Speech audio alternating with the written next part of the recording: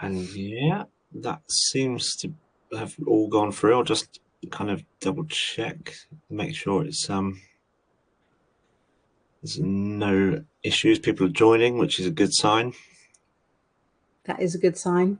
Yeah, it's always good to know I've pressed the right button. Well, exactly, and that people have got the right date and the right Yeah, time. definitely. Right. Well, yeah, I think without further ado, we'll get going because, yeah, if other people are still due to join, we'll still be in the introduction phase anyway. But yeah, thank you for everyone for coming tonight. This is, or like I always say, if you're watching on catch up on the recording, then good morning or good afternoon as well. But we're here this evening to discuss all things donor conception, specifically from the male perspective. It's a topic that is close to my heart as a donor recipient father, and I kind of build it towards men considering or moving towards sperm donor conception. But actually, even this evening when I looked at the event plan, I was like, this is going to be so powerful for everyone and applicable to everyone. Even me, 4.5 years down the line now since our kids were born, I'm always learning every day. So there's going to be some valuable perspectives no matter where you are in the journey. So whether you are still exploring it or already a bit further along, this is going to offer some great insight into the common concerns, emotional challenges, and the practical decisions around donor conception. And like I said, it's all tailored towards that male perspective of sperm donation because, as I well know, it's often something that hasn't been traditionally discussed openly and that often. And I'm delighted to be able to do this tonight. So uh, without further ado, I'll introduce Nina Barnsley, who's our guest speaker this evening, who's the director of the Donor Conception Network. Thank you for joining us, Nina. Thank you, Sean. Thank you so much for inviting me. I feel a little bit, I don't know, having a woman coming in to talk about these things, but I think maybe I've got a woman's perspective on the man's perspective or something like that. And I hope what I say will be of value to your members. Oh, I absolutely have no doubt. It's literally, it's not about that. It's about getting the right people in, and Mm. there is no one more applicable and appropriate than to talk about this than yourself, because Donor Conception Network has been going for 30 years. What you do to support people going through this, couples, even if it's people coming in for support on their own, is like second to none. So thank you for everything that you all do there. Thank you. That's really very generous words. And yes, I mean, in the beginning, when DC Network was founded, it was pretty much all sperm donation. We had a couple of some single women, but they were also doing sperm donation, and most of the heterosexual couples were parents through sperm donation. So that's its sort of founding family type in a way. Of course, now it's very broad and we include everybody. Well, we included everybody at the time, it's just there weren't so many families. But yeah, now it's much more diverse in terms of the kinds of donor conception people are choosing, the family types, the types of donors that people are using as well. Yeah, that's such an interesting kind of take on society in general, the way it's moved with now so many blended families, same-sex couples, for example. I mean, when the DC network started 30 years ago, I can't imagine that they would have realised or foreseen just how far this would have gone, and that's why, like I was chatting to someone who was a donor conceived child recently at the fertility show, and her father used sperm, donated sperm, and they were told, that previous generation were all told, do not tell. And she was saying, she always knew that there was something, always knew, even though that she was raised with love and never felt without anything. But she said there was always that. So this is definitely why we're putting this on, and something that I'm sure we'll come on to as well. Now, before we kind of get going into the topic deeper, I just want to say that the questions are open. There's the chat box, the Q&A box as well. The Q&A box allows anonymous questions, which is something that we always are keen to highlight because I get it. I was there. So please do utilize that. Nina has an absolute wealth of knowledge. So let's tap into it without further ado. So firstly, when it comes to those common fears that men may have, and just general thoughts, what are where are men typically when they come to you at first? Yeah, so if we're assuming we're talking about people before they've had children, so they're coming to us, perhaps they've just had a diagnosis or it's been mooted that they might need to use a sperm donor. Mostly people are in a bit of a state of shock. You know, it's not what they're expecting, it's not what they wanted. It doesn't feel right. It feels often very uncomfortable, and there can be a dynamic. Often, if we're talking about a heterosexual couple, a sort of dynamic there around sort of parity in the relationship and feeling that you're letting your partner down. People can be at very different stages in terms of decision making. So you might have a couple where the woman is, you know, she's already pretty much made the decision. We're going ahead with this because I want that baby. Whereas the man's thinking, hang on a minute, you know, is this what I want? Is this going to be okay? Sometimes it's the other way around. You know, the man's sort of just thinking, I just want to sort of, I don't want to think about this anymore. I want to just get on with doing something. And it's the woman who's kind of slowing things down and going, no, we need to make sure we're making good decisions here. So it's a whole complicated, wide scenario of situations that people will find themselves in and come to us with those kind of feelings. And I think it's probably true to say that for most people, it's not an easy journey. That doesn't mean it's a bad journey or that it's you know just problematic. But I think it's a tough challenge sometimes. Yeah, yeah, absolutely. And there's something you said there that I'd like to kind of just probe a little bit further on. But guys that are in that kind of let's just do this phase, like, come on, let's just like no more kind of ruminating on this. Let's just do it. Like, do you have any? Do you step in there at all, or is there any kind of advice that you give if anyone's just kind of saying that? I think our suggestion would always be that you want to try and get to a point where you and your partner are on the same page, going at the same speed. And I think that takes time. Normally it's very common for one person to be further ahead or more decided or more resolute than the one of the other partner. And really, it's such a big decision, isn't it? Making a decision to have a baby is a pretty big decision in itself, but to do it in a slightly different way with some other implications that need to be thought about and other decisions, complicated decisions that are involved. It's really important that a couple feels strong. They feel that they're doing it together and they're both on board. Because what you don't want to do is to unpick those kind of questions later, once a child's born or once a woman's pregnant, which can happen, and that can also be fine. Like, you know, we've supported lots and lots of couples in that scenario too, but it's more ideal. So yes, in the scenario you gave, where maybe the man's thinking, right, come on, let's get on with this, or it could be the woman saying that. We would probably recommend or suggest that they slow down a bit. They maybe take some time to really talk about this, how they feel about it, what's making them feel so positive, because you want it to be a positive decision, but maybe what's also holding you back or making you feel more cautious. Sometimes some counselling can help. I would hope that DC Network will be able to help, and there'll be other places. You know, this forum, talking to other men, enormously valuable for making that decision and sort of working out, sort of processing what am I feeling, and why am I feeling it, and is it important? You know, quite often I think we have very strong negative feelings about something for all sorts of reasons, but then when we voice it, we sort of share it down the pub with a friend, or over a glass of wine with a friend, and suddenly as we're saying it, we suddenly think, actually, do you know what, it's not such a big deal, or I can face this, or I know what the answer is. But until we sort of express it or find a space to explore what we're feeling, it's really difficult. And often I think things are locked inside people's heads. They're going round and round in circles, particularly facing the disappointment, the grief, the loss, things not working out the way they're supposed to. And so yeah, just creating that space to talk about it is hugely valuable for shifting things and moving the decision forward. Yeah.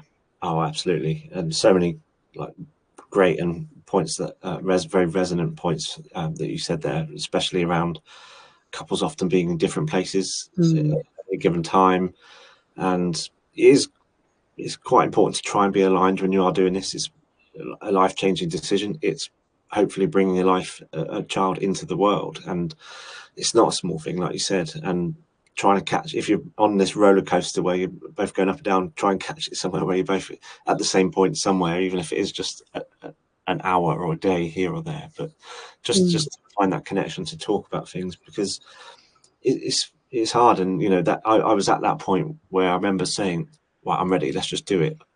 I had the option and the decision to make around having a micro teasy or not, to see if I had any sperm in there. But I was convinced. I was like, no, I just want to press on with the use of donor sperm.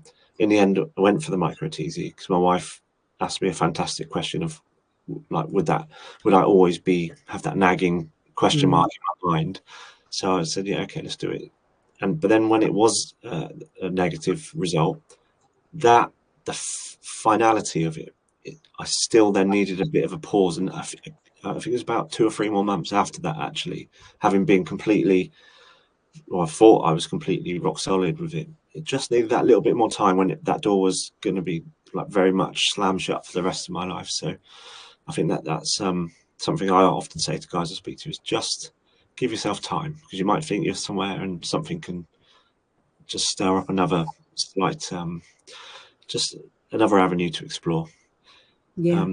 You mentioned grief there, and that's something that I certainly didn't know that I was going through. But in hindsight, I now know I was and I can almost very clearly like signpost when I was having that blame period and the anger.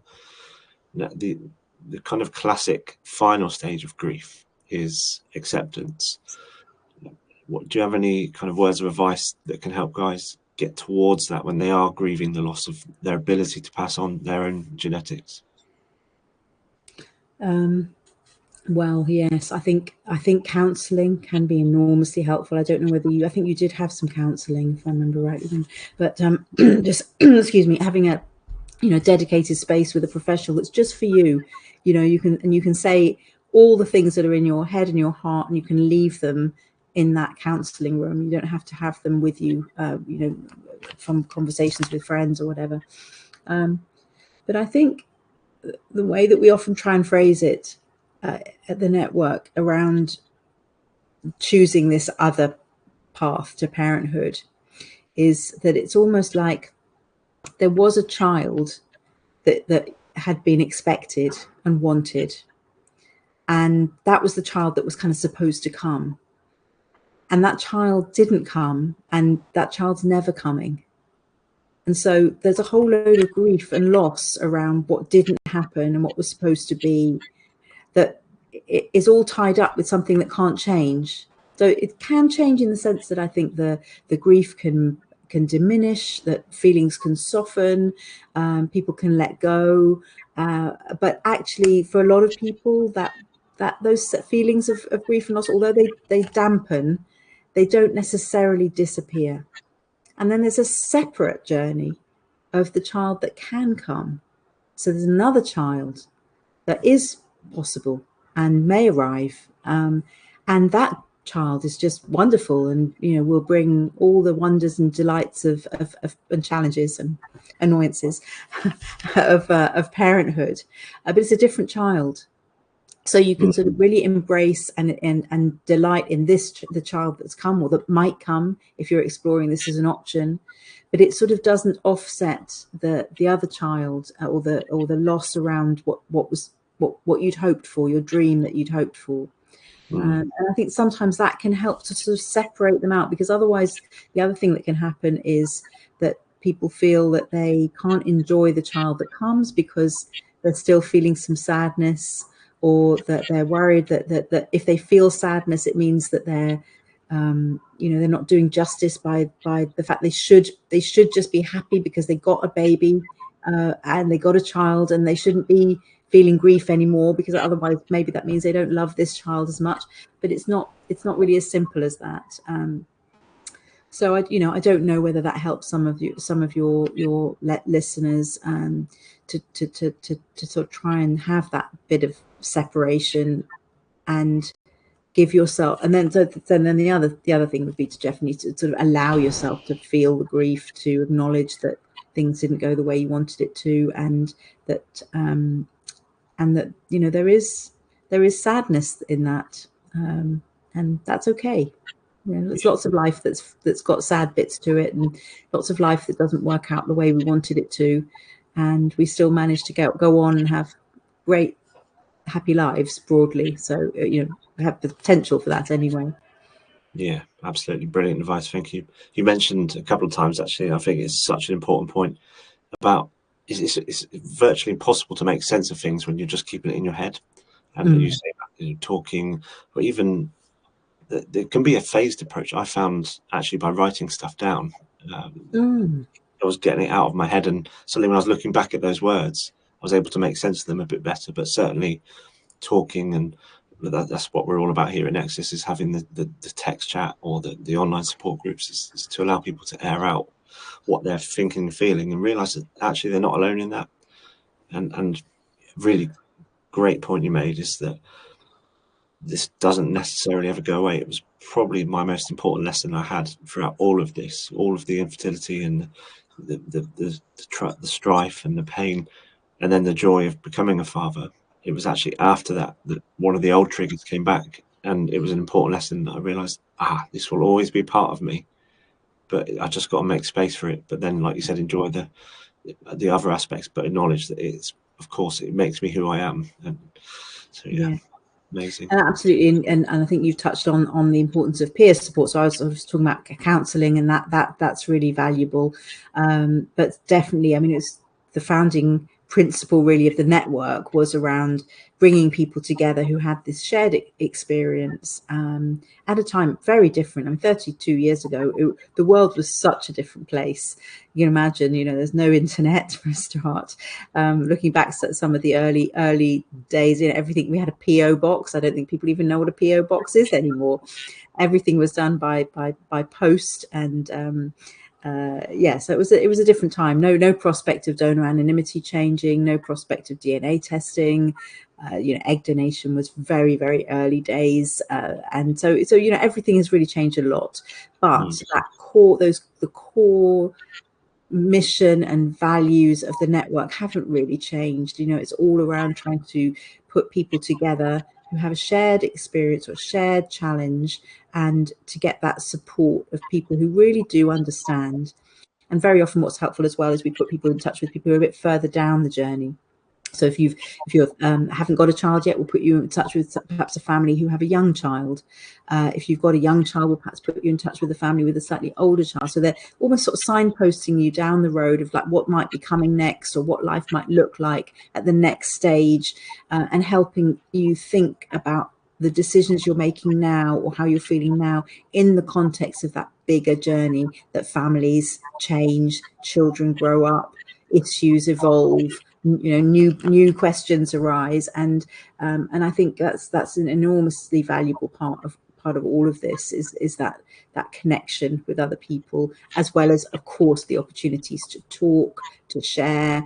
It's I think it's rare for people to find friends or family members who really understand and can say something helpful.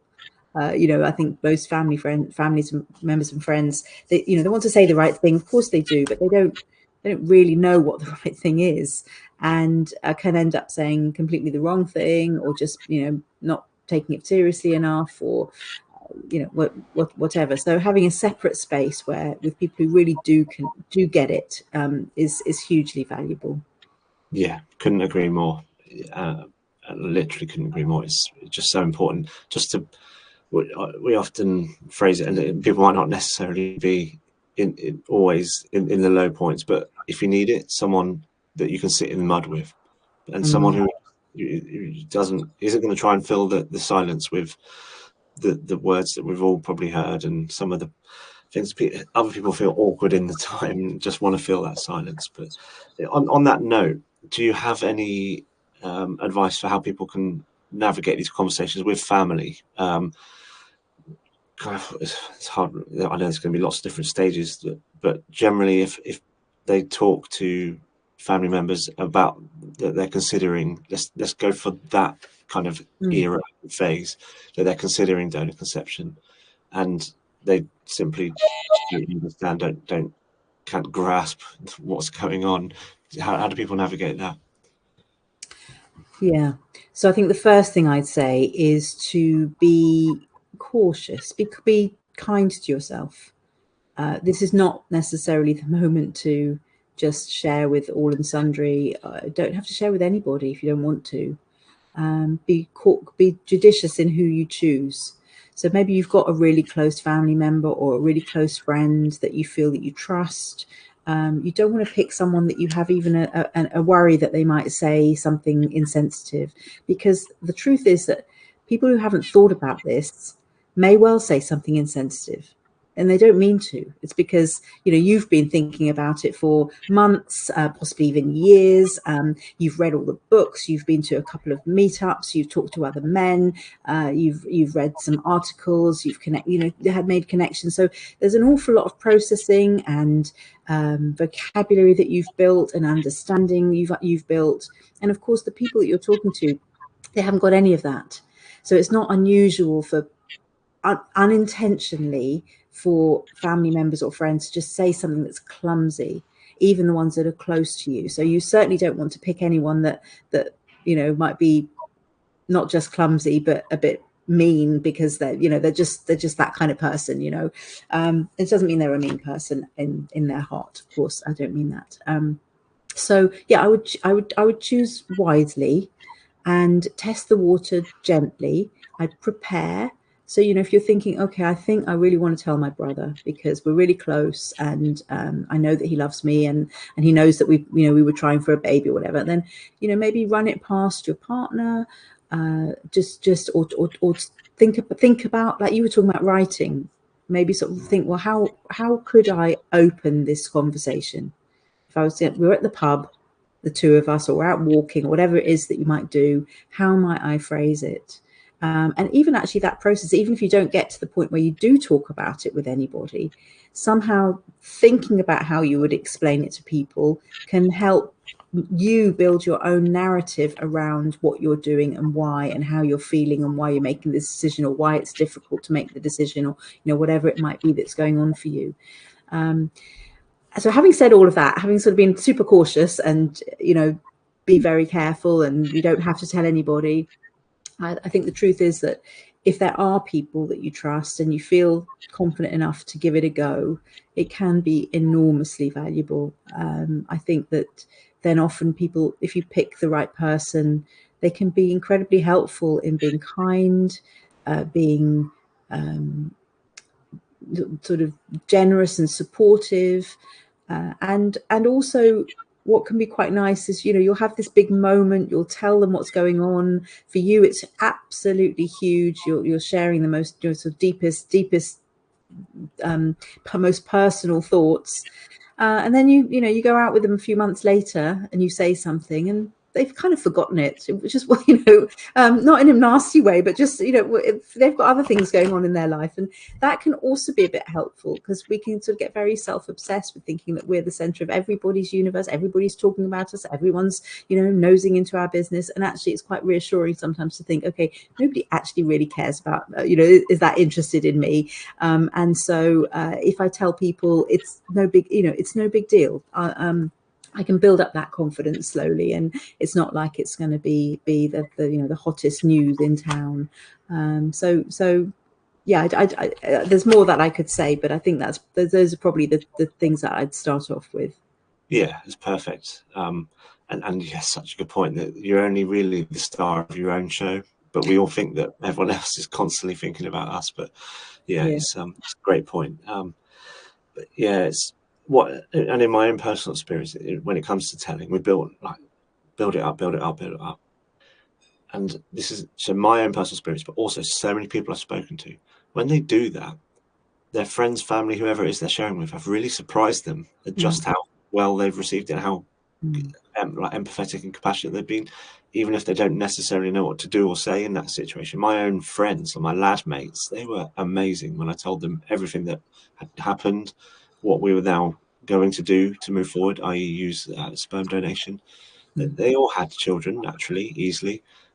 It shocked me, and it made me realise that I'd robbed myself of that support for years by not sharing with them earlier. But it's all part of it's a process. You do it when you're ready, and it was the right time for me. Yeah. Yeah, exactly. And I think that's a really positive message. And I think it's one that's echoed so much in what we see and what we hear from our members, is that by and large, occasionally not so, but by and large, people are really, they're curious, they want to be supportive, they want to say the right thing, and it can be really a huge boon to share it and then get that support that you're describing. I must apologize about the lighting, by the way. I think we talked earlier that I decided to do this here and did not realize that the light coming in the window, which has no blind or shutters, is going to be so wrongly positioned. So apologies to everyone watching if the light looks very strange. It's all good. You got a really nice shadow silhouette against the wall next to you. It's almost like out of a Hitchcock movie. Yes, exactly. I'll probably get a halo in a minute when the sun comes round. Well, probably deserve it for the work you're doing. So when it comes to accessing donor sperm, I'll probably stick more to the UK for now. So in terms of accessing donor sperm in the UK, what are the kind of usual steps and options for people who are looking to go that route? Yeah, that's a complicated one, because it does depend on where you're having treatment, and so what that clinic's protocol is. So it's different if it's, say, the NHS versus a private clinic. Some of the private clinics have their own sperm bank, so they recruit sperm donors. Lots of the clinics don't do that, and they import, but they have an arrangement with a particular bank, so they really prefer you to use that bank, or you can only use that bank because they've got all the sort of import arrangements or sharing arrangements set up in place. So it can be a bit limited by where you're having treatment. To some degree might determine which donors you have access to. Just to be clear, I'm sure you dealt with this probably on another topic, but if you're having treatment in the UK, then it means that the donor will have to be identifiable at 18, which means that if you have a child, once that child hits 18, they will have the right to access information about the donor, about any half siblings that were created through the same donor in other families, and they will be able to apply to the HFEA, the Human Fertilization and Embryology Authority, which is the government regulator, the regulator of the clinics, the government body that holds all of the information about all the treatments that have gone on. So they make sure that those records are kept, and they have that process for sharing information. So that's within the UK. Just to be really crystal clear, if you've imported sperm, so you've used a bank, perhaps in somewhere in Europe or somewhere in the US, there's the chance that actually that sperm would have been exported to other places around the world. So they may have imported it to the UK, but they may also be sending the same sperm to other countries in Europe or further afield. And I'm just pointing that out because that does have an implication in terms of how many children there might be that have been created from the same donor. So unfortunately, there are a lot of things to think about when you're choosing a donor. It's not just sort of colouring. Colouring is something that can be very helpful to think about, because you sort of want a child that's going to look like they fit in the family. You don't, in an ideal world, or that doesn't matter if they don't look like they fit, but that can sort of help with sort of bonding, help with feeling that the family is a unit. But over and above that, people will have all sorts of different criteria that they might be interested in, which they may be able to have a choice on, and they may not. So quite often people might want certain characteristics, certain education levels, certain body types, and this other element which I was just sort of hinting at in terms of the number of half siblings that donor will have created. And so within the UK, that limit is set to 10 families.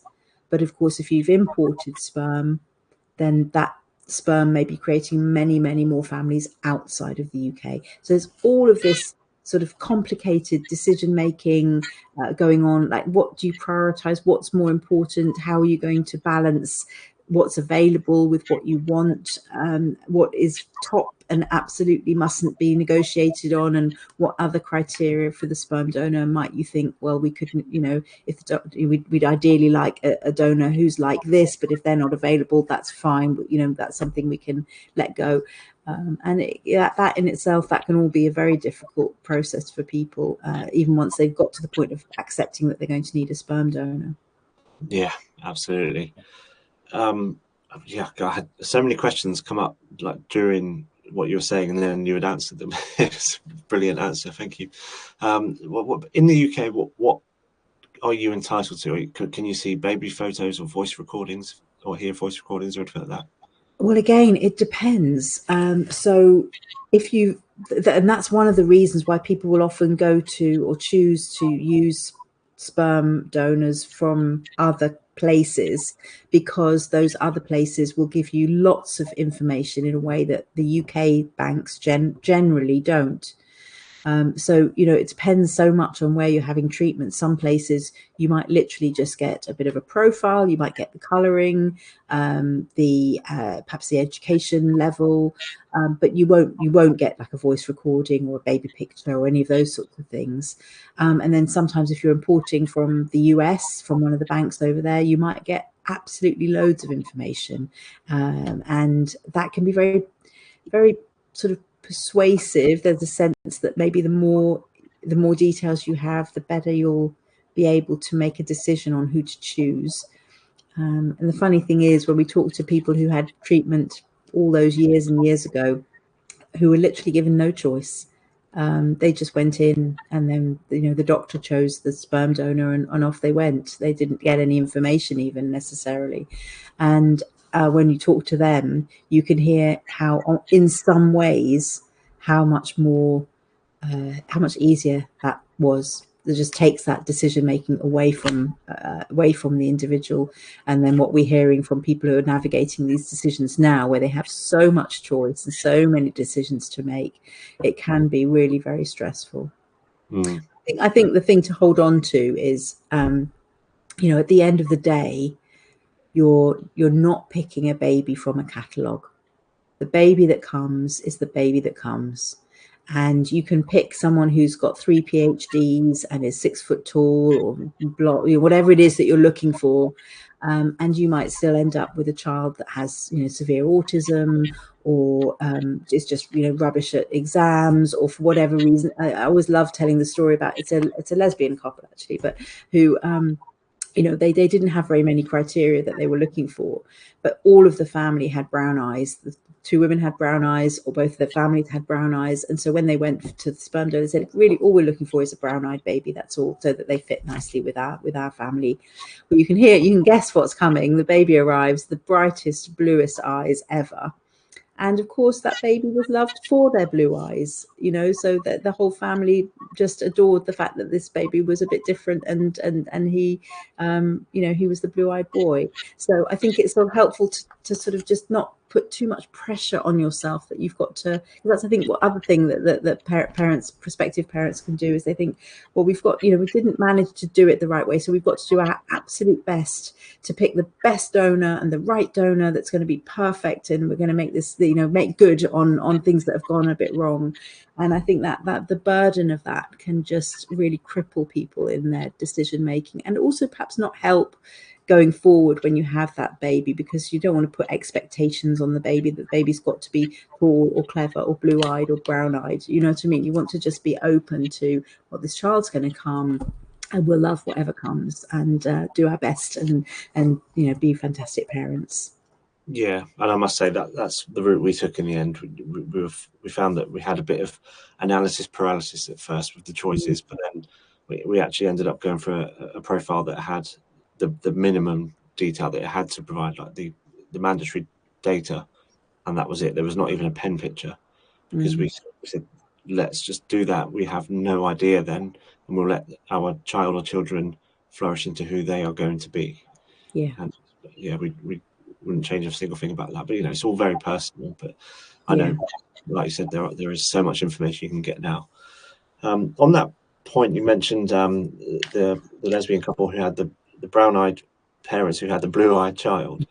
What do you have any, like, how, where's the wisdom or advice when, because that the resemblance piece is just like ingrained in society. People will just stick their head into a pram of a newborn and be like, oh, where do they get those blue eyes, for example? Or my daughter's got kind of gingery hair, or my son's got very curly hair. So it's always, oh, where do they get the curls from? Where do they get the ginger? Where do they get the blue eyes from? Yeah. And that particularly, especially I think if you're a new donor recipient parent, can be quite a hard thing to navigate. So what would your advice be there? Yeah.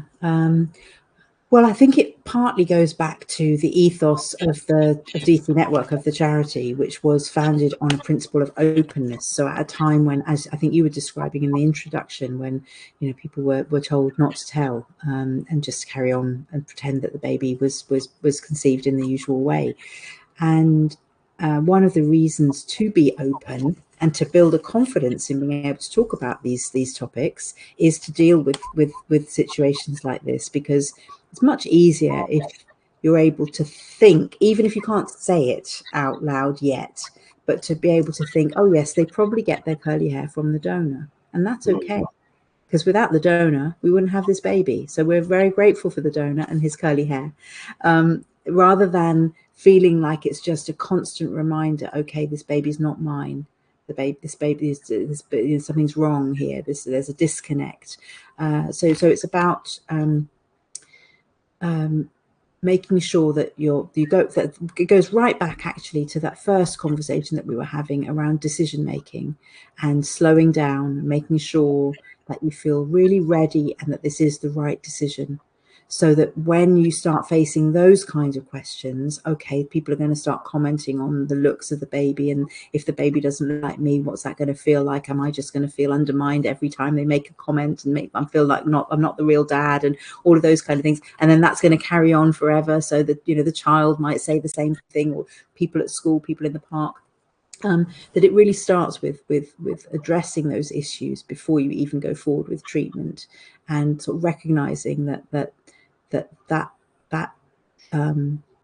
the process of really reconciling to this is the route I'm taking, and these are the implications of this route, will stand you in very good stead for that future. Because it does happen, it does happen, and it can feel like a stab in the heart every time people say, oh, it doesn't look like you at all. Like, oh, well, that's not what you want to hear, and it doesn't help you as a parent to feel confident as a parent. But if you've addressed those issues, then it won't be so painful or difficult. And if you've got somewhere to take those feelings and talk about them with people who will go, yes, I know I had exactly that experience, and this is how I navigated it, or this is how I was able to deal with it. Yeah, great advice. We actually took quite a lot of pleasure in the early days of telling people, strangers, like our route to parenthood, just to see their reactions and make them feel so awkward. Because then it's a bit, well, exactly. Then what a great turning it around. Like this thing that could have been a really undermining situation, actually completely turning it around, and you get the upper hand, and it's just water off the duck's back. Lovely. Yeah, it is, and it was just, it's a sign, a way of saying to people, you can't just stick your head into a pram and into people's lives and their business as a stranger. Really, it's we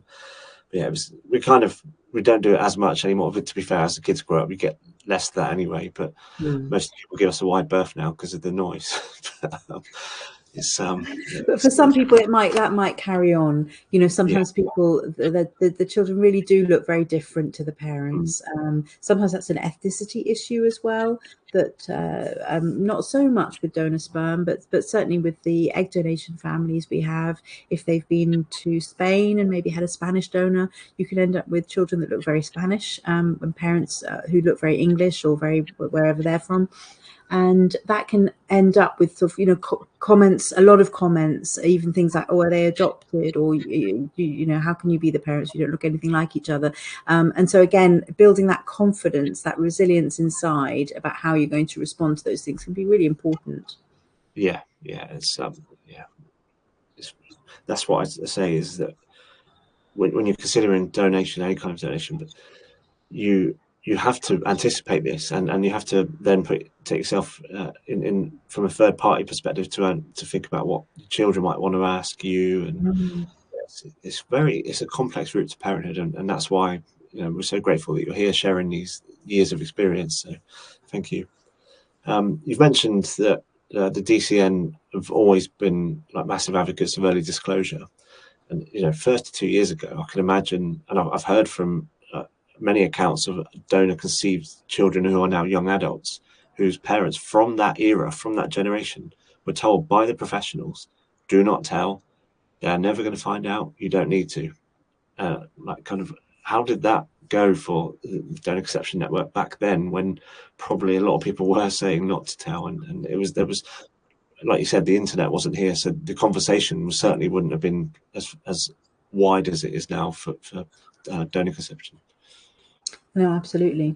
I think it was a sort of principled decision on behalf of the founding families. They just felt that they were also told not to tell, I think, and certainly most of them. And they really felt strongly that that wasn't the right thing to do. Why would you not tell the truth? These are these children that you love more than anything. Why it feels important information for them to know. And this was before DNA testing, before genetics were an issue. Really, that it was very principled. And I think, to be fair to the professionals who were advocating the opposite, I think it wasn't all coming from a bad place at all. I think it was, they wanted these families to feel secure. And so maybe there was a sense that if they were open about this fact of how the children were created, that it would undermine the family, that people wouldn't see them as legitimate, they wouldn't feel legitimate. And so the strategy was, let's just pretend it never happened. So bad strategy, but you can see the motivations could have been good. And I think there might have also genuinely been some concern around the welfare of the child, that they weren't sure whether this information would actually damage children, particularly telling them early before they could really understand and process the information properly. So there was a sort of sense of like, okay, we're just going to create a whole load of psychologically damaged children through this. So the network was founded on this principle of openness. That was very much at the heart of what it was, what its ethos was, and it was a sort of a bucking the trend, slightly unusual group of people who set up their own organisation away from the sort of professionals who were still advocating for secrecy. And I think over time they proved their point. So over time, they supported each other. They built up a huge bank of resources. They looked at the research. They engaged with all the professionals, but they could also see these children growing up, and could see that actually they were doing fine. And then were able to, have children speak and share their understanding and their knowledge of how they were created, etc. And that it was obvious that it was possible to do this well, and that it was okay, and that the world didn't, crumble around them, and society didn't completely crumble either. And then, of course, on the back of other changes in society, like the change of anonymity. So, a DC adult brought a case to basically say it was her human right to know her origins. They couldn't keep all of this information secret. So that was a big shift again. And although it doesn't go hand in hand with openness, as in the openness is important whether you've got an ID release donor or an anonymous donor or a known donor, it doesn't really matter. The principle is about honesty. But I think then having ID release donors, suddenly it became even more of a topic to say, well, we really do need to be open and talk about these things, because what's the point of having an ID release donor if the children don't know they're donor conceived? So the conversation did kind of shift at various points, but I think it's just that it's proven right. And I think as a country, and even perhaps even globally, because it was such a trendsetter, the organisation has led the path, led that change of advice, and built up a bank of resources and support, and built up a bank of research connections that sort of show that, okay, it worked. Yeah. Good for them. Absolutely. Yeah. And that's the thing, like you said quite early on, was that the professionals, the people who were saying that, perhaps not for any kind of anything other than trying to look out for the intended parents, but they had no idea just where the world was going, with the internet and ancestry.com and like at home DNA testing, and that is just all so easy now. And what our implications counselor pointed out to us as well was that it might not necessarily be your children looking outwards to try and find their like half siblings or biological father, for example. It might be people contacting them because they've managed, because people, like, the internet is full of it. It's Facebook. There's all these like kind of donor conceived sleuths who are trying to desperately connect all these dots, but other people might not necessarily be looking for that themselves. So there's so much to bear in mind. And obviously in this country, you have to, it's mandatory to have that implications counselling, and I think it is worth its weight Well, in it gold. isn't mandatory, actually. Oh, is it? I'm sorry. Well, it's mandatory to offer it, but it's not mandatory to have to take it up. So, some clinics don't offer it in a way that makes you think, oh, this is important. They offer it in a way where you think, oh yeah, and I don't really need that. And yeah, that's not good. Wow, yeah, no, definitely, because yeah, we learned a lot from ours. Yeah, and we're now having the same again, but for embryos, and it's so, yeah, it's brilliant. And these people, the counsellors, they know what they're doing. I just say to guys, just use it. You've got nothing to lose by just having a chat with them. So yeah, thank you for that. And when it comes to, if people have made that decision that they want to tell their kids, kind of probably one of the most common questions I get asked as a donor recipient father is how. So what tips and advice do you have for people of how they go about that disclosure, and when is a good time? Now is a good time. So yes, I think that is a really common question, and it's a question that we get a lot as well. And the reason I said now is just sort of meaning as soon as you feel comfortable and ready, but not to delay it too much. So we would recommend that children are told really as early as possible, and definitely in an ideal world before they're 5, say. And that is because actually the telling at that stage isn't really about the child. It's more about the parents. So it's more about getting to a point where you have found a narrative and a way of explaining this that you feel comfortable with. You've got vocabulary that you feel comfortable with. You've said it out loud several times, and you're talking to a child that has no idea what you're talking about, really. So they don't care. You can cry, you can get a bit upset, you can fumble your words, you can sort of stutter. It doesn't matter, because you're talking about, perhaps a 6-month-old baby, or a 2-year-old, or even a 4-year-old. But by the time they really understand what you're telling them, by the time they're 6, 7, 8, they've heard that story a few times, and you've got comfortable with saying it out loud. So by the time they really understand what you're saying, you also are more robust and ready for them to have understood that. So there's quite a long range there, sort of between sort of birth up to maybe, let's say, age 5. That's 5 years that you've got to kind of prepare yourself and think about how you might do it. And there is loads of support available for that.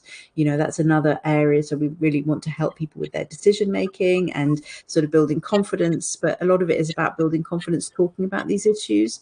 So we've got a whole range of books, we've got workshops, we've got groups, we've got support, bespoke support for people who are really have particular issue that maybe they're struggling with, that they need, they feel they need some extra help on, and just to trust that there is a way to share. Hundreds, thousands of people have shared this information very successfully, and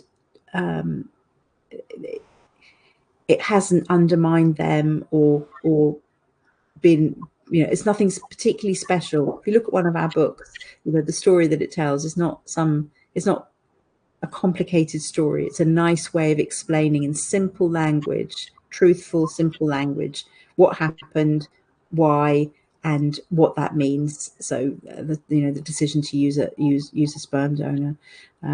Yeah, lots and lots of support available. Yeah, yeah, absolutely. What you said at the outset reminded me of a saying I'd heard or something. Said, the best time to start something is yesterday. Yes, so that's kind of what I was going to say, and then I thought that's a bit harsh, but yeah, I It's think like you as said, when you're you ready, but don't delay it. And if you have, I should also just point out that we've supported lots of people who've told much older children, to children in their teens, to young adults. We even supported one family, I think, where the parents were in their 80s and the children were in their 40s, and 40s. The children didn't know that they were donor conceived. So, and that can be done really well, actually. well, It yeah, just, it often takes a bit of thought, a bit of care. So it's not that it's too late. It's just that it's better to do it earlier. Get it out the way. You can address the questions. You can start building your confidence in talking about these issues. And there isn't that sit down moment. That's kind of what we're trying to avoid, really, is that children remembering, oh gosh, I remember I was 12 and mum and dad came in and they said, we've got something really important to tell you. And I just thought, oh my gosh, what is it? They're getting divorced. Is somebody dying?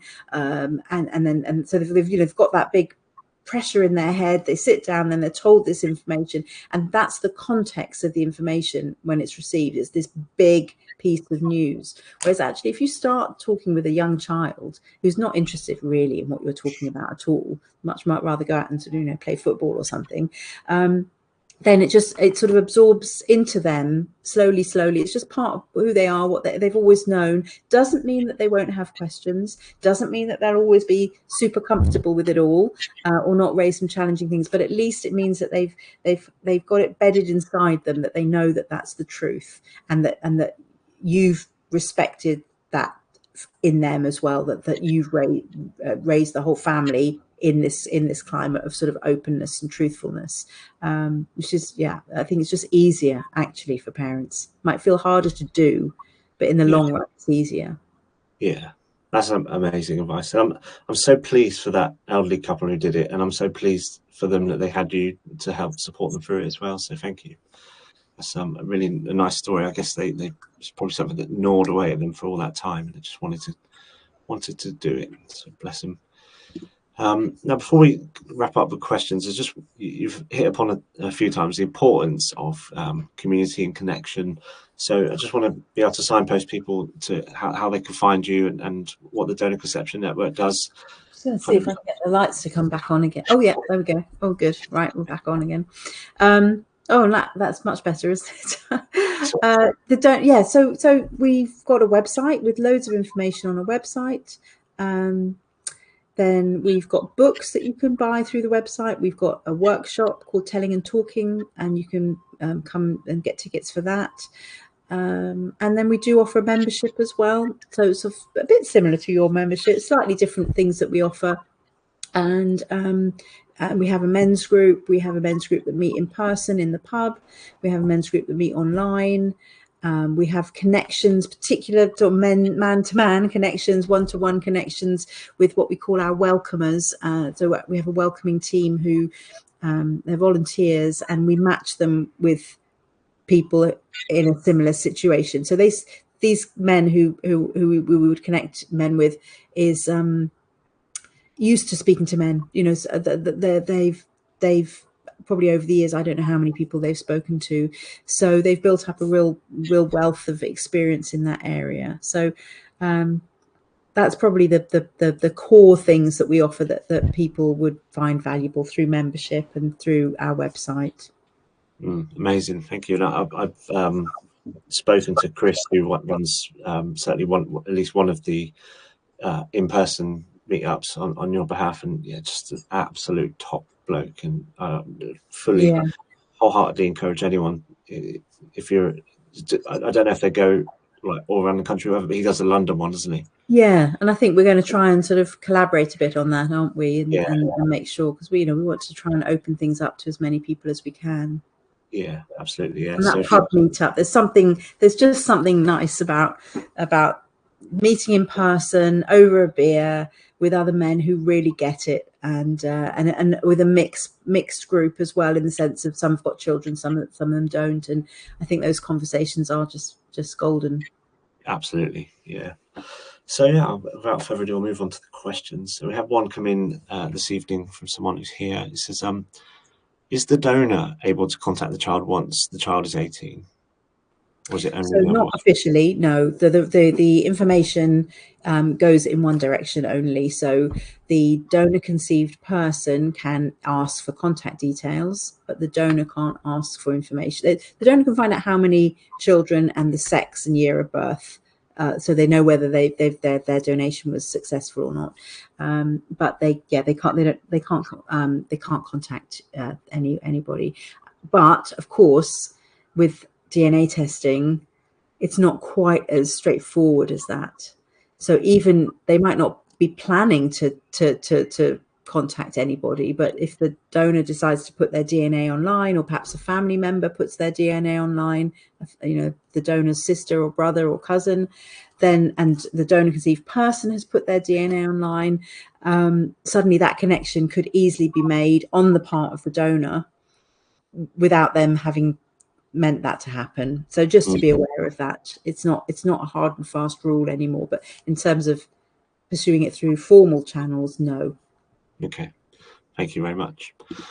So we had some pre-submitted questions, but in fairness, looking through them, a lot of them have been answered during our conversation anyway. There's resemblance conversations, disclosure. Should I be concerned about my child wanting to seek out the donor? No. Well, of course, as a parent, I think it would be very natural to be a bit cautious and maybe a bit anxious about this child that you love more than anything, opening them, making themselves vulnerable, opening themselves up to this person. You don't know who the person is. You don't know how they're going to behave, or what kind of outcome that might have. So I think it's in that context, I think it's really understandable and very natural for parents to be concerned about a child reaching out to find information about the donor. But in another sense, I mean, I'm sort of assuming the question is probably more like, should I be worried that that means they're not secure in themselves and their family, or they're not secure with me as a parent? And I don't think that's borne out by the evidence, with close families where the curiosity is separate to the feeling of belonging and family life. It's just that there's this important person, significant person, that it would be really interesting to know more about. I think that's how most donor conceived people feel about it. And it's got nothing to do with mum and dad. It's a completely separate thing. So yeah. But I think it's very natural and very understandable to feel anxious about that. Yeah, I think, like you said, I think I'm pronouncing it right. Genealogy, is that how you say it? It's Genealogy or something. Yeah, it's interesting. The family trees, like we do them when we were at school, primary school, and we recently found out something in our own family that no one knew, and like kind of from my nan's generation, and it's interesting. We all want to explore it a little bit more. We just haven't had the time or bandwidth at the present, but yeah, no, thank you. Now this one, I think, is potentially a very wide question, and I think we did cover it a little bit, but I just want to ask it just in case. But there might be, for a headline answer, for example, are there any risks with imported donor sperm? Like, I can never say this word. Thanks to whoever sent this question in. Anonymity and anonymity. You know the word. Anonymity. Anonymity, yeah. Or kind of family limits from importing. Well, yes. I mean, the family limits we talked about, didn't we? And I was saying that the family limits only apply to that donation being imported into the UK. So that will be a 10 family limit in the UK, but that may be being exported to any number of countries around the world. So globally, there may be many, many more families than 10 being created by the same sperm donor. So that's just something to be aware of, something to ask, or something to add into the mix when you're deciding what donor or what bank to use. The anonymity, if the donor is being imported into this country, they have to comply with UK law. So if you're having treatment here, the donor will have to comply with that. So that means the donor has to have agreed to be identifiable when the child turns 18, and various other things to do with the 10 family limit, etc., have to be complied with. I guess the only other thing that I would say is that if you're importing from another country, then the reality of that might look a bit different. So you can imagine, let's say you've imported sperm from the United States, and then your child pursues information through the HFEA about that donor. Well, the donor lives, thousands of miles away, versus a donor who's in the UK and probably, well, they may have moved, of course, in the 20 years or 20 to 30 years from donating to the child growing up. We don't know what's happened to that donor, but I guess they're more likely to be in this country. So it depends whether that's important or not. It may be that actually a bit of distance is felt to be very positive, or it may feel like that's just undermines the principle of the ending of anonymity, because actually you'd want the donor to be accessible and meetable potentially if your child wanted that. So I think there's just a lot to weigh up in that decision making. Yeah, absolutely. I know. Yeah, I know someone who, this is on the donor egg side, I must say, but they went somewhere where it was complete and anonymity. I think the anonymity. But they really regret it now, later down the line, because it was, they hadn't kind of considered that question from their hopeful future children's perspective. Now they have 3, and that will never be an option for them. And sometimes you do what's right for you at the time, but it's just, this is why I think it's great to be able to explore this, because it then puts that thought into someone else's head down the line. I think it's also really important to not get too not to beat yourself up too much about these decisions. People are really in quite vulnerable situations, often making very difficult decisions at a time when they're probably in the worst place to make those decisions, when they're very emotional, often feeling very under pressure, a bit confused, bombarded with all sorts of different pieces of advice. And I guess the one thing that I'd say is once you've had your children, then they're the perfect children. And it's important to hold on to that, and not to feel that there's something tainted, that I don't know, that they feel like there's something wrong with how they were made. Yeah, no, absolutely. Thank you. And one last question is that it says my NHS clinic are only offering us 2 donor options, and it feels very restrictive. How do we navigate this? Well, I think we sort of addressed it a bit, didn't we, when we were talking about donor choice? And I suppose I'm kind of assuming that neither of the 2 options are quite what people want, what that couple want. So I suppose I would probably start with just thinking what isn't right about the 2 that are on offer, because it may be that people have unrealistic expectations, or it may be that there's something really key that they absolutely want that isn't being offered in the donor choice. So is it just that you want more choice because you want more choice, or is it that actually the 2 that have been offered aren't right, and you need a third one? And obviously I can't answer that. And if you're at a clinic where sometimes there's a sort of a balance, that if I think you said they were at an NHS clinic. Yeah, so there may be, that's the price. You're at an NHS clinic, so the treatment's going to be probably cheaper and potentially a lot cheaper. but the downside is you don't get as much choice. And Yeah. so then it's up to you. Do you want to upgrade, go to a private clinic where you have maybe way more choice, but it's going to cost you a lot more? And those are sort of the awful sort of realities of decision making. Yeah. I know who sent it in, and without trying to reveal their identity at all, I think it's because they live in quite a there's not as much, it's a less populous area, perhaps less choice in where they live or something like that. And Right. donors, like fewer people, fewer donors, for example. Yeah. Yeah, yeah. Thank you.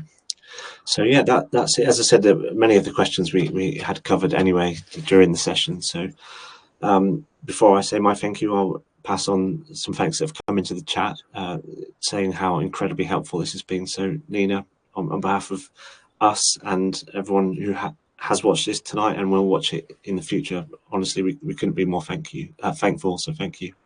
Oh, it's been a pleasure. Thank you so much for inviting me. Brilliant, so informative. Thank you so much for tonight and everything you do in general.